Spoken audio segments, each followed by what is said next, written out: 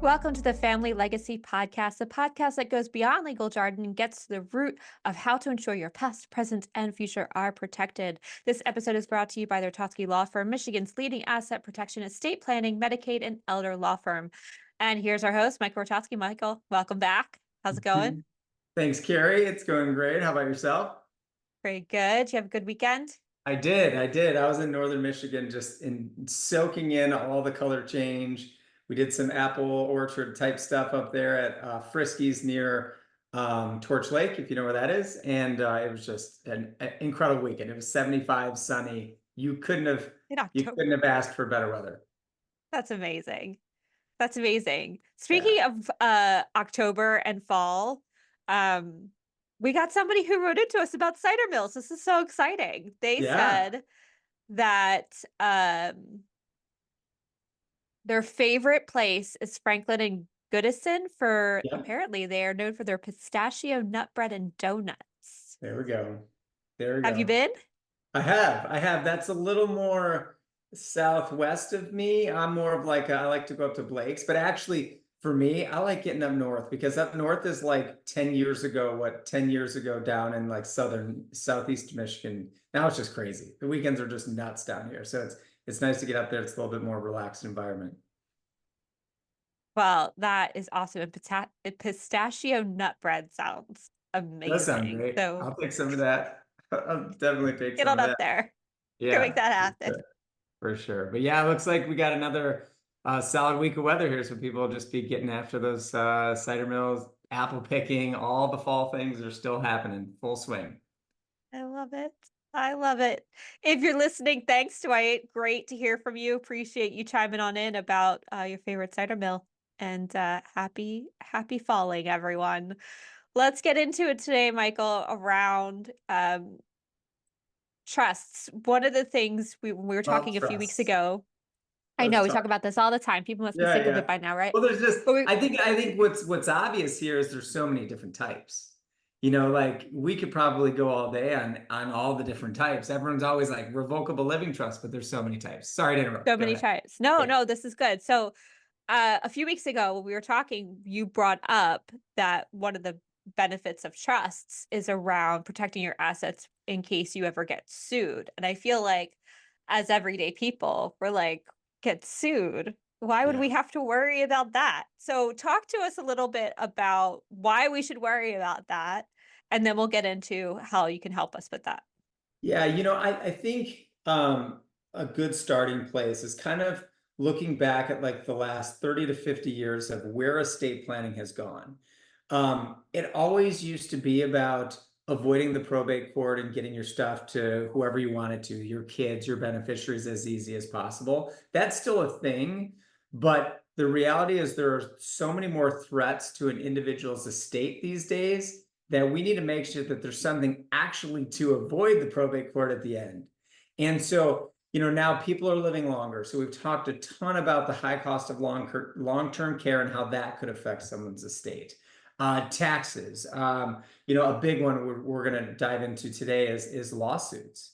Is just we live in the U.S. in the most litigious country by like 1,000 times. The likelihood of an individual getting in a lawsuit, I don't know that we like think that this is going to happen, but we have like over a 50% chance in our lifetime of being involved in some kind of lawsuit. Um, every state you're in, I know Michigan, like driving around as you're looking at all the color change, what you're also noticing is all the Mike Morris billboards, right? All the personal injury lawyers have billboards everywhere. Down south, it's Morgan and Morgan. Michigan, it's Mike Morris Law Firm, and actually Morgan and Morgan is trying to get a little footprint here as well, because most car accidents, like over 90% of car accidents, are going to end up in some type of litigation, which is just crazy to think about. It's just crazy to think about. So, like, what are our options when it comes to all that? And you have a couple, and I think it's a layered approach. I don't think it's a one or the other approach, but we all have insurance. So, just from looking at specifically the car aspect, we're not even getting into yet like business owners and what that looks like, or like high risk positions or jobs, doctors, real estate development, that kind of stuff. Put that aside for just a second, but let's just talk about your everyday individual. We have the option to up our insurance so that in the event we're in a car accident, we have higher coverage. Michigan just changed their law just recently on that. So you got to make sure you have adequate coverage. And then, what can we do to protect our own assets by way of like trust planning? That's an option too. Does that all make sense? Yeah, I'm just sort of baffled at one, I'm still stuck on the 50%. That just sort of blows my mind. And two, it also is crazy that insurance doesn't sound like enough. Like, isn't that why we get insurance? So that it just gets covered? Like, Yeah, yeah, accidents happen, right? yeah, great question. So there's two things that play into that. One is insurance companies never want to pay, right? So they're always looking for loopholes of how do they not pay. Okay. I mean, you look at Yeah. the look down in Florida right now with all the one of my buddies is going through this right now. He had a place down in Florida that got a lot of water damage as the result of the surges from the Hurricanes. hurricanes. And he's like, it's just an absolute nightmare dealing with these insurance companies because one's like, oh, well, you don't have flood insurance. And then the other one's like, well, we don't cover mold. So you got to make sure you get someone in there immediately to get the water out. And while you're waiting for the insurance company to pay, you got to pay out of pocket to get the water out because if it's not out within like 48 hours, you're going to have mold in your house, which isn't covered under your insurance policy. So there's this game we all play with our insurance of like what's covered, what's not covered. And those kinds of things happen. I'm sure if this was a call-in show, we'd probably the phones would be blowing up with people who have experiences. Maybe this is a great idea. People who have experiences with insurance not covering what they thought it should cover. And so, okay, so what happens when insurance doesn't cover? Now we look to our personal assets to satisfy those debts.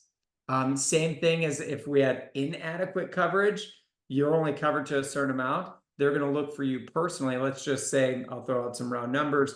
You get in a horrific car accident, you have 500,000 of insurance, and the total bill is like 750. Well, who are they going to look to for that extra 250,000? You personally. Oh, It's a real thing. that is a real thing. I have a lot of questions around, well, what if you don't have it? But that's not why we're here today. Yeah. Because well, I mean, I guess that is a good question. So how can asset protection and trusts help us with making sure that if we are on the line for that 250, um, Yeah. we don't get hit with Sure. that bill? So an option would be to limit the amount of assets you have to go after is essentially the thing. And it's either you don't have them to go after, or you can use some kind of trust or other entity. You could put in place an LLC or something so that something else owns your assets and it's not you, so they can't come after you personally. So Michigan just adopted a domestic asset protection statute, I would say about 5, 6, 7 years ago. So we do a lot of asset protection here in Michigan. What that looks like is creating certain types of trusts that own your assets so that you don't, but you're still in control of the assets. You're still what's called the trustee of the trust. So although the trust owns the asset, you can maintain control. That's a big thing when we're talking about asset protection planning. It's a balance of ownership and control.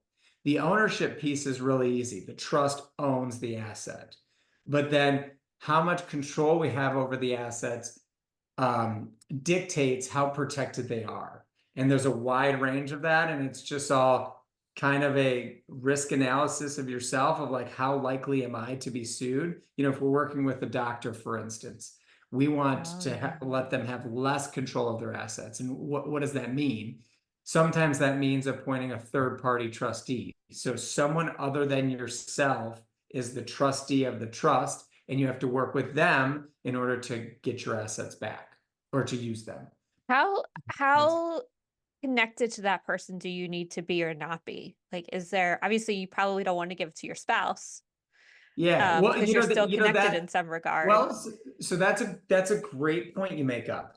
or that you're saying. So there's something called a SLAT trust, which is a spousal lifetime access trust, which this is used more in the tax planning arena, but your spouse actually can have access to the asset. So it's a great planning tool if we have to do tax planning for a married couple.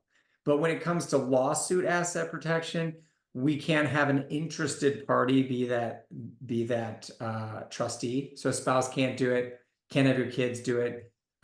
You could probably have like a sibling do it, or like a business partner. Some banks will do it. Fiduciaries like CPAs, attorneys, you can find someone in your circle to have act as that third party trustee. But if the sole focus of what we're doing is lawsuit asset protection, you want to have a solid third party trustee.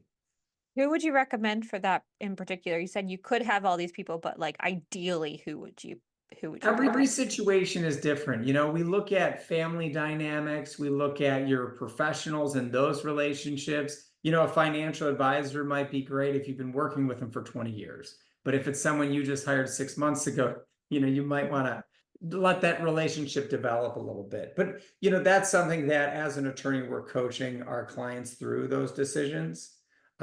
Keep in mind, though, that this has to be an irrevocable trust. Okay, so it's an Okay. irrevocable trust versus the revocable trust that we talk a lot about, which is mainly probate avoidance planning and making sure your kids or beneficiaries get your assets the way you want them to.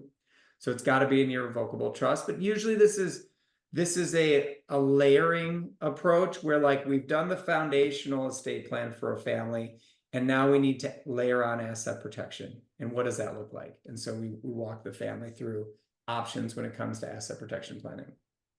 Okay, well, let's start to understand that a bit in terms of the difference between an estate plan versus the asset protection. So it sounds like the asset protection is that layer between you and your assets so that if somebody was coming after you for a lawsuit, they couldn't touch them, Yep, correct. right? So how do you, so the beneficiary is a piece of that, right? Because it's no longer yours, you're no longer in control of it. Mm-hmm. You're still tied to this boggles my brain because Yeah. we're still technically tied to the assets. Like a lawyer could point to that and say they have this asset, they have this estate plan sitting Yeah. over So here, like, so Carrie, no. let's throw a hypothetical out there so people can understand. I'm Yeah. doing planning for you, and you're a doctor today. Okay. And so you have your house that you might be sitting in right now, and you're like, I'm really concerned. I want to make sure, I have a daughter who wants my house. I want to make sure that if I ever got in a lawsuit, they can never touch my house. And so we'd say, okay, that makes sense. Let's maybe do an asset protection trust where you're going to appoint, I don't even know if you have a sister or not, but again, this is a hypothetical. Dude. You appoint you're perfect. Your sister is your trustee of this trust. It's an irrevocable trust to hold your house to protect it. Okay. That doesn't mean that you can't live in it. And it doesn't also mean that you can't sell it if you wanted to. You would just need your sister's help, because now your sister is the trustee. So when we go to sign up a realtor to come and sell your home, your sister's going to sign as trustee of the trust that owns your home. Does that make sense? Okay. Yep. You're still technically the grantor, fancy term for whose asset was it that went into the trust, who created the trust. It's your stuff that went in it. And it's your stuff still. So if you wanted to sell the home to either buy a lot of times we have families who want to downsize, right? They're aging and they want to downsize, but maybe you just want to move to a different city. Then we would buy the new. So then your sister sells the home for you. They write you a check in the name of the trust. It goes into a trust bank account. And now Okay. we go looking for a new house. And then we go to buy the new house. Your sister's going to sign the check buying Right. the new house for you. So the transaction just goes between the buyer and the trust. Yes, It doesn't get passed through you at all. at all. The transaction, you're selling your home out of the trust and you're buying your new home in the trust. Got it. Does that make Okay. sense? So how does this protect you? So it protects you because none of it's in your name and it's no longer technically quote unquote yours. Correct. Is that really all it is? You don't own it, the trust does. So a Okay. separate entity owns the asset, which is your home. and then who has the most control of it. You couldn't just go sell it yourself without your sister's signature. If your sister said no, you're not selling your house. So Well, it'd be that's like, one way to have her keep uh, me from moving now, around. You're now never leaving me. there are ways to replace the trustee. So if your sister's just being a sister sometimes, you could replace her with someone else. That's always an option. You know, if your sister won't let you sell the house, you could do that. Does that make Okay, sense? yeah, I mean, that would be kind of necessary, right? Because Yeah. if you're not getting along, well, we talked about this in previous episode around like beneficiaries and how to find them and then how to potentially move them around if you need to. So I'll link to that episode down here in the comments so people can check that out. So let's say you get sued for whatever reason. You have this $250,000 bill on the line, as we mentioned before, using the previous scenario. Mhm. So what happens? They sue you, they come after you Yeah, for it. great You don't question. actually have it because Yeah, it's tied it's up in the great to walk trust. through. Yep, it's great to walk through how this actually would play out. So that person who you got in the car accident with the family or the person would hire an attorney to get as much money as they possibly can. That's what plaintiff attorneys do. And so they're going to request a list of your assets. Okay. You, during that process, you have to let them know all of your assets. And they're going to see that there is an asset owned in an irrevocable trust. And so the primary focus of asset protection planning is to make it as difficult as possible for those individuals to go after those assets. So what's going to happen in reality is they're going to get a list of the assets and they're going to say, okay, it's $750,000 worth of damages in this lawsuit. 500 is going to be satisfied by the insurance company. So, okay, got 500 done. Now there's an extra 250,000 out there. Can we go after the person personally for the 250? Now you might have a checking account that's got like 3 to 5 grand in it. They could probably tap into that, but then they're going to see the rest of the assets are owned by this irrevocable asset protection trust. And they're going to be like, well, man, that sucks. So then they're going to look into, okay, I want a copy of the trust. I want to see how you're using it. I want to see if it actually complies with the asset protection statute. And if you are dotting your I's and crossing your T's, they're going to be like, well, looks like we're just going to go after that 500,000 because Got it. there's no way. There's no way. Now, if you're not following the If you don't have it, rules, you don't have it. yeah. If you're Okay. not following the rules in your irrevocable trust, meaning, let's say you set it up, but then you're doing a lot of things in it or something, a really good attorney could maybe unwind that irrevocable trust, but maybe that's a whole nother episode. But the reality Until is, next time. Yeah. yeah, until next time, they will see the list of all the assets and how it's all titled, who owns what, and they're going to be like, well, it looks like let's just take our 500,000 and call it a day. Okay. Okay. Does that So make it sense? really can protect you. Yeah. You Yeah, really this can isn't protect like you. it's not a hide the ball strategy. Like you'd show them the trust, they get a copy of it, they know exactly what's in it and when it was created. But at the end of the day, they're going to be like, that complies with the Michigan asset protection statutes, and we can't touch it. And this is only for Michigan, or do other states have? It's for states that recognize asset protection. So there's a lot of them. I Okay. can't offhand list all the ones. I know Michigan is one. I know Colorado is not one. But yeah, you'd want to create a trust. And so in saying that, you could still live in Colorado and create a Michigan trust. We do that for families all the time. You don't have to live in the state in which you create the trust. If you want asset protection, you just have to look to another state. This is opening up a whole can of worms, but I have to Yeah. start the question, and folks, we might need to finish it later. But if you have an asset protection plan, trust, you have an asset, if you have an asset protection trust in Michigan, then if you get sued in Colorado because your trust is in Michigan, it's secure, it's safe from that. Yep. Yeah, Wow. you can have a trust in another state, so it's another jurisdiction. and here's going to blow your mind even more. So you can also one layer further of this asset protection is offshore trusts. Having trusts in completely different countries to protect your assets. Lots of Okay, options. we're gonna follow up on that. We got 2 Yeah. episodes coming out of this one, folks. Stay tuned. I'm stoked. Michael, I always appreciate your insight and I learned so much. So thank you for that.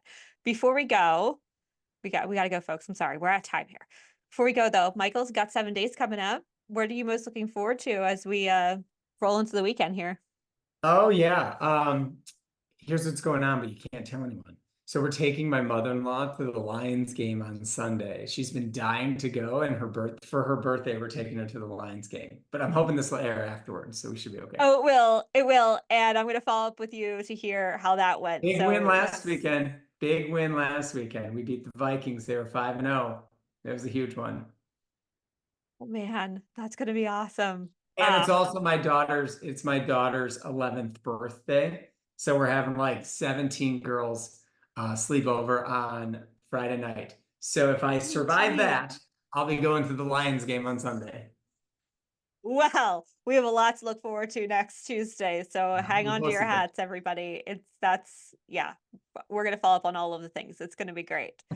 Oh, so good. Thank you for listening. If you like this episode, please like, subscribe, and share.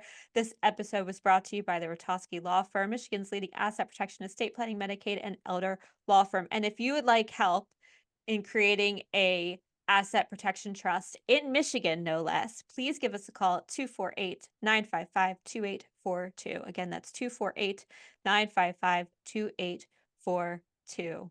Thank you all so much. Thank you, Michael. Everyone have a great week.